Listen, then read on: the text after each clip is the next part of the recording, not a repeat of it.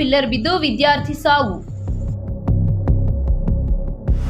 ತುಮಕೂರು ಜಿಲ್ಲೆ ಚಿಕ್ಕನಾಯಕನಹಳ್ಳಿ ತಾಲೂಕಿನ ಹಂದನಕೆರೆ ಹೋಬಳಿ ಮತ್ತಿಘಟ್ಟ ಗ್ರಾಮ ಪಂಚಾಯಿತಿ ವ್ಯಾಪ್ತಿಯಲ್ಲಿ ಇಂದು ಬೆಳಗ್ಗೆ ದುರಂತವೊಂದು ಸಂಭವಿಸಿದೆ.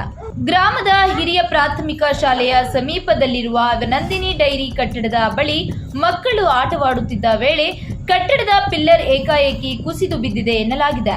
ಈ ವೇಳೆ ಶಾಲೆಯ ವಿದ್ಯಾರ್ಥಿ ಧನುಷ್ ಎಂಬ ಬಾಲಕನ ಮೇಲೆ ಪಿಲ್ಲರ್ ಬಿದ್ದು ಗಂಭೀರವಾಗಿ ಗಾಯಗೊಂಡು ಸ್ಥಳದಲ್ಲೇ ಮೃತಪಟ್ಟಿದ್ದಾನೆ.